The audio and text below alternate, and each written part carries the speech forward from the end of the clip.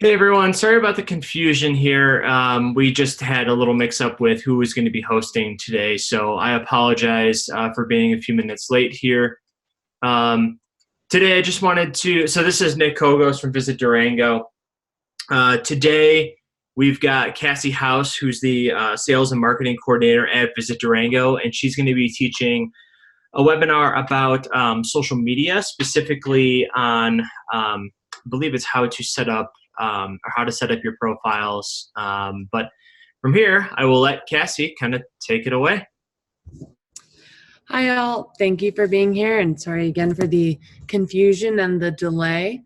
Like Nick said, we'll be going over setting up paid advertising and optimizing that spend. So I will share my screen with you all and we will get started.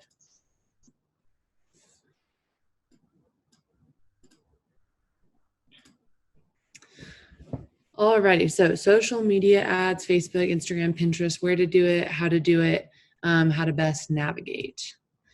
So we all know right now as people are stuck at home and then just in general life, people are scrolling. Facebook rules all based on some Facebook statistics. 1 in every 5 minutes spent on a mobile device is spent scrolling. So we're going to learn how to optimize those dollars, how to reach people on Facebook, and then how to get the most bang for your buck.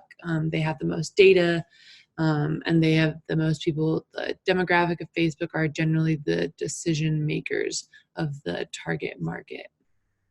Again, what we're covering today: understanding goals, setting up a business manager account, navigating the ads account, and then selecting your objective, your audience, how much money you want to spend, where to run your ad, and then creating the ad, and then monitoring the ad.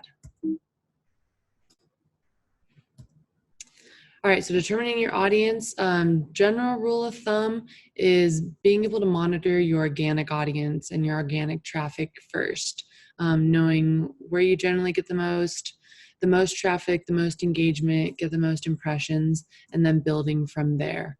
Also, understanding who you're trying to target, whether it's gender, race, age, disposable income, call it, education, and then where they live, kind of understanding the overall demographic.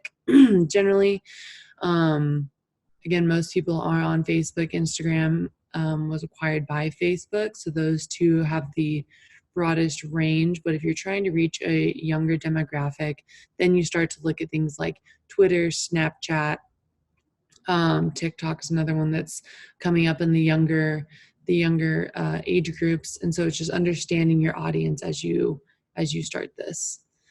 So in one of the previous webinars, it was covered of how to set up a business page in Facebook. And so we're going to go into the business manager. It is a separate entity from Facebook. So you set up your Facebook, you set up the page.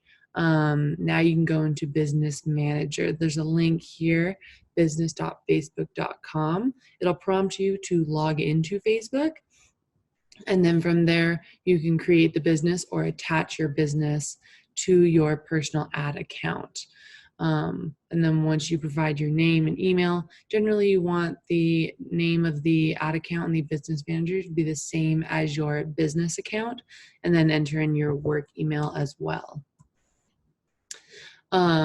Next, you'll go into the business settings, and then you'll be able to add this ad account. As you can see on the one above, this one doesn't have an ad account attached yet. So you'll go in, create the ad account, and you'll click on add new account. Once you've got your payment and your billing set up, and then you'll be able to use this top menu bar to access the ad manager. So now you've got your billing set up, you've got your ads account set up, now you can navigate it and we can start to think about creating ads. So Facebook Ads Manager, eventually yours will be built out similar to the one that is below, but the Facebook Ads Manager is the quote unquote headquarters. It's where you can create full campaigns, you can create single ads, you can create an ad set, you're able to quantify how much you're spending. You're able to create audiences, manage the audiences, and then monitor how the performance of each campaign is running as well. So after creating the account and then getting into Ads Manager, this is what your general dashboard will look like to know that you are in the right place. It's going to look pretty bare. It's going to be just a blank canvas for you to start rolling. This one is an example of a blank one that is the just general dashboard before any activity has been set. So you're in it. You've set up the account, you're in Ads Manager, now what? Now it's time to select an objective. And by objective, it means you're trying to decide what kind of ad you want to run and what kind of people you want to target with that ad. There are a couple ways to go about this. Once you're in Ads Manager, you'll see in the top right corner, there's that little green button here that says to create ad. And once you're there, it's going to walk you through a few things or a few steps of, the ultimate objective of the ad. Whether you're trying to drive awareness is just generate general knowledge about it. It's more brand awareness.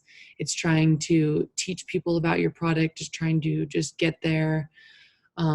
get them in front of you to get their eyes for the first time. It's kind of top of funnel. As you move down the funnel, you're going to want to work towards more consideration campaigns, and that is giving people things to click on. It's trying to promote a specific topic, a specific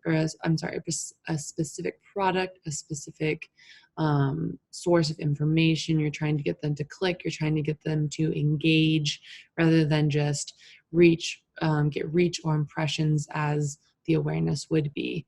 That's more mid-funnel. As you work your way down, you start to get into conversion campaigns.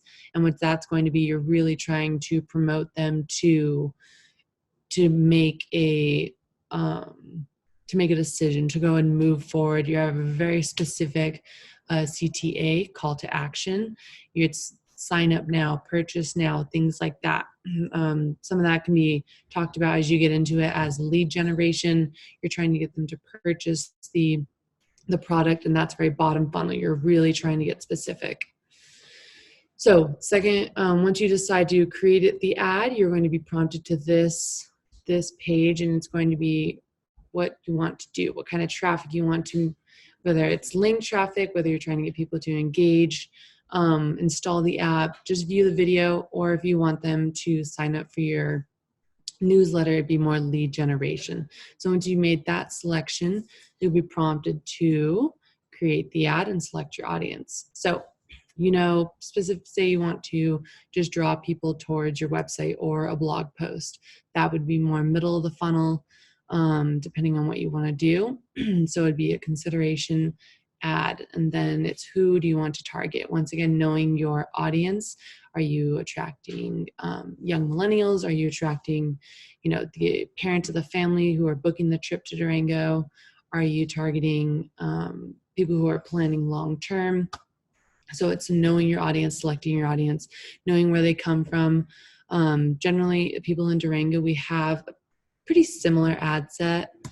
But Facebook really allows you to get really specific with who you want, where you want them, where they come from, what languages they speak, all that good stuff. And this is where Facebook really shines and really is able to get really specific. They have a lot of information about consumers in terms of targeting. You'll be able to get really nitty-gritty with specific age, how much money they make, what their specific interests are, or you can just target men versus women, or on the country level, state level, zip code level. It all kind of goes down funnel. So another really fun thing that Facebook does, and that's really, really effective, especially as a low-cost marketing tactic, is creating lookalike audiences. Creating a ad audience set is very beneficial when you know your audience and you're able to get really specific, or able to really target.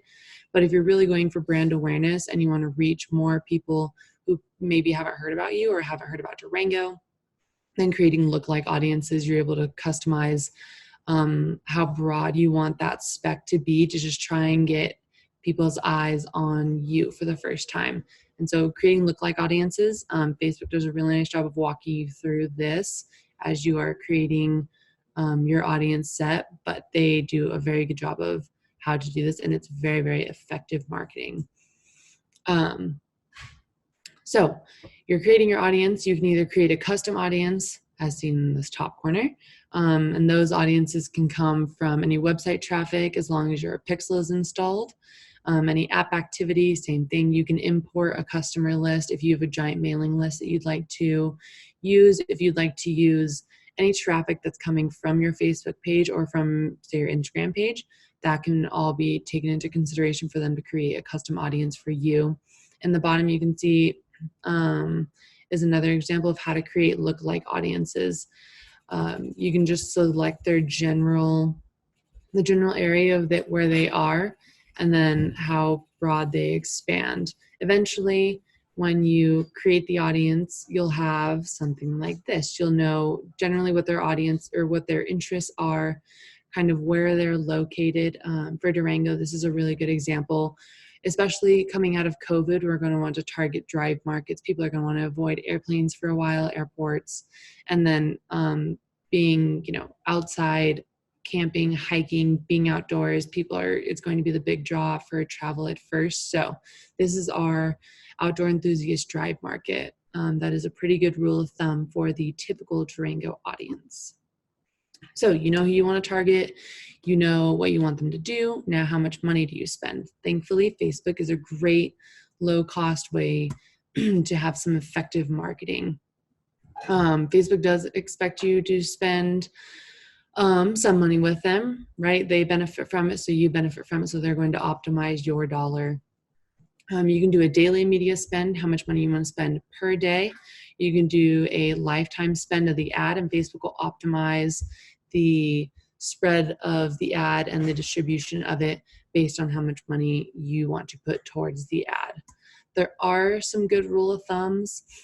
Spending at least $5 a day, is probably it's the least amount that you want to spend to try and be effective.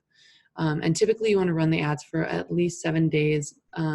Consumer behavior varies throughout the week, depending on who you're trying to target. So being able to target through a full week really gives you a good idea of what your audience is doing, when the most traffic is coming. That way you can optimize future planning as you work your way down. So some abbreviations you'll hear along the way is CPM versus CPC. And it's really easy to kind of look over these abbreviations and not think that they matter. But the reason you should care about these two, CPM is the cost per 1,000 impressions, how many thousands of people see your ad or interact with it. And so Facebook will want to know what you're basing your spend on. CPC is cost per click. If you're working down the funnel and you're trying to drive conversions, then cost per click is a great way to maximize the ad spend. Again, a good reminder, it's easy to think that Facebook just wants to take your money, but they maximize the earnings. The money you put down, they're trying to maximize because it benefits you and them as well. So now, all you need to know, where you want to spend, how much you want to spend. Now it's time to run your ad.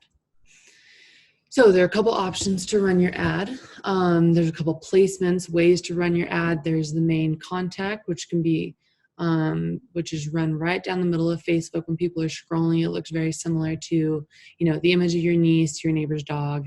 Down here on the right is another right-hand column ad that you could run. It's more of a try to drive people to clicks, or it has to have a very strong call to action.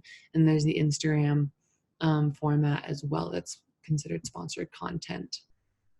So desktop, like I said before, it looks very similar to your family and friends post. It's good for anyone just building some awareness. You really want to get eyes on it. Same thing with Instagram. It's more for awareness.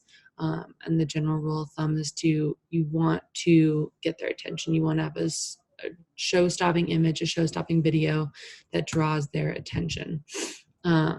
And so deciding where you want to run it, whether it's on the right-hand column or down the middle of the ad, is that step. Now, creating the ad and getting to the creative, there's a couple options. You can run a carousel ad. Generally, if you have a product or products that you're trying to push, you can set different images into each of the carousels, all with different headlines, and then people can scroll through a single image. If you have a hero image, one big breathtaking shot to grab attention, this is generally the rule of thumb that you want to use.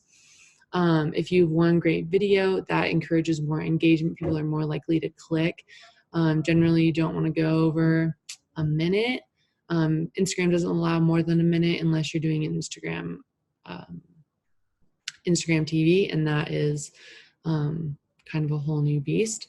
And then a slideshow is, you can have, it kind of looks like a GIF if you're trying to reach millennials. It's a looping image, kind of fun, pretty interactive, and you can go with a collection of a big screen of images.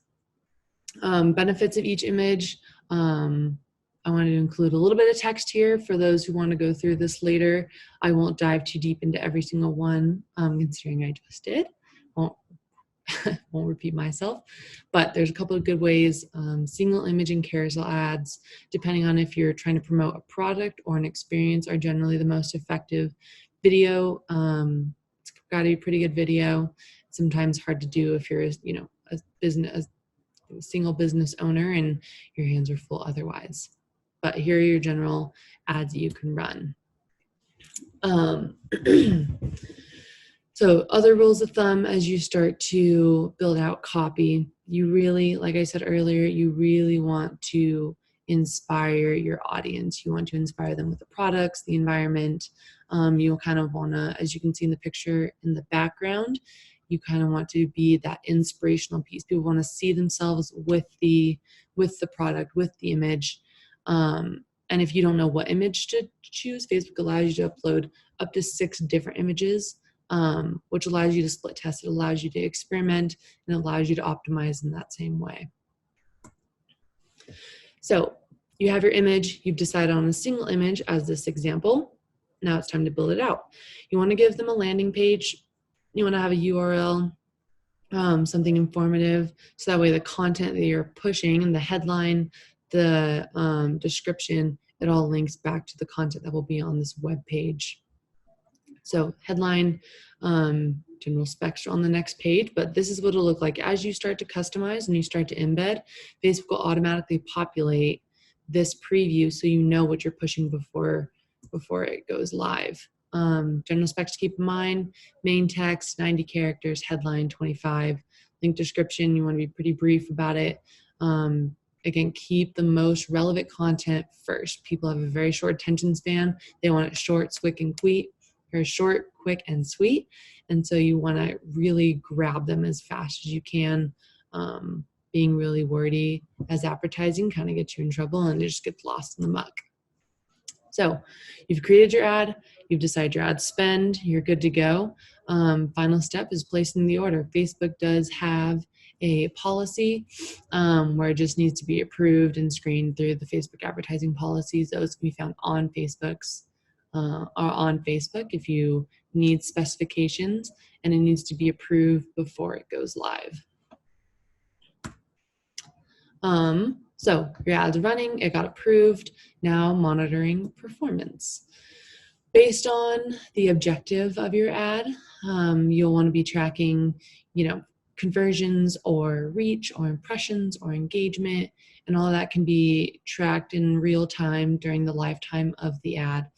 How many times people have done clicks, or how many times people have clicked through your ad, how many people saw your ad, where they saw it, who was involved,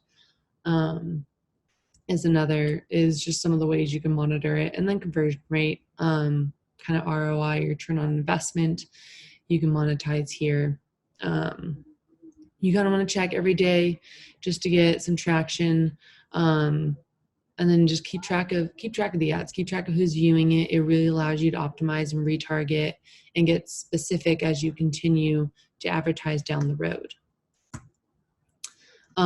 So with that, before we open up to any questions, I am still I'm a forever learner, and so I firmly believe in continuing education and boosting ads as you start to be more active on your social media is great, but boosted ads they only ensure that your current audience continues to see the ad. If you really want to reach a new audience or promote it or kind of broaden your target market, creating Facebook ads, targeted Facebook ads to certain demographics is a great way to optimize those dollars. Boosted ads are great, but they're kind of dying, especially in this current time when everyone's scrolling anyway. Organic social media is seen and heard, and you have to get really specific to be a really effective marketer these days.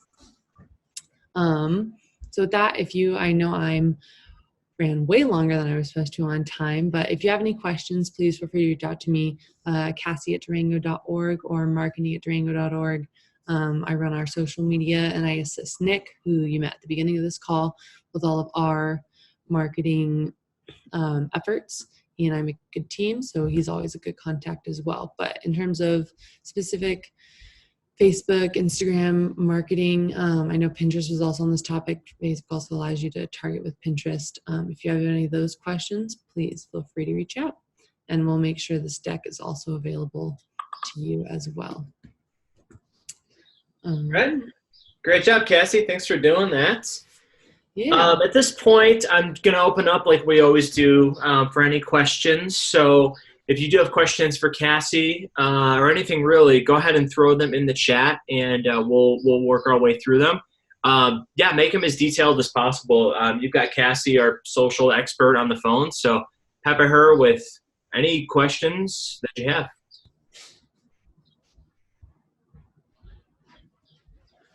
Cassie, while we're waiting for some questions to come in, not to put you on the spot, but are there any other social platforms that you think are going to be hot either this year or maybe even thinking about next year that people should kind of have on their radars? I think, content is always king, especially as people become more proficient with cameras, and the iPhone capabilities just become more and more. So I think Pinterest is also a really good one. It promotes a lot of good clicks. TikTok started as it currently is still targeting a very young demographic. I think this quarantine has allowed adults the time and the interest to expand jumping onto the TikTok bandwagon. Again, that's more for brand awareness. If you're really trying to create conversions with social media, anything that's link heavy and the text and the links can live. Facebook, if you are a business and you're trying to draw in, meeting professionals, things like that, LinkedIn is a really great way. Any blog hosting sites, Reddit is always very good. Anything very link heavy to draw conversions, I think, is something to watch out for. But you never know what the trends will be, especially with people on all this free time. Yep. Okay. Doesn't think there's any questions right now. Just wait another minute or so to see if anything comes in. Yeah, Cassie, you did mention Reddit. I'm a big Reddit user myself. It's kind of an untapped market per se, in my opinion, for people locally, especially the Durango subreddit. Doesn't really get any love at all. So that's an opportunity to continue to post or to use your content and post it on Reddit. Yeah, I agree. I think another noteworthy thing, especially as we're just talking about advertising and social media, is TripAdvisor and Yelp. Just being really responsive to those views. I'm sure there's a webinar on here that addresses that, but being super vigilant about responding to your individual business is good. People, it's consumer driven, so people tend to trust those reviews more. And so being active and being responsive about those is definitely noteworthy of your time.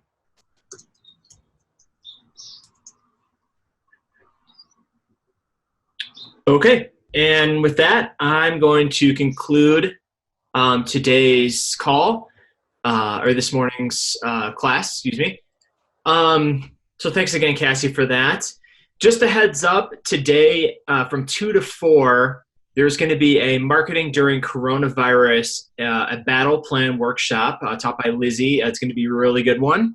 So I'd highly recommend going ahead and checking in. It's like I said, it's from 2 to 4, same place. And yeah, if anyone has anything else, feel free to reach out to Cassie. And with that, thanks everyone for coming today, and we'll see you at 2 for the next class. Thanks, guys. Appreciate it. Thanks.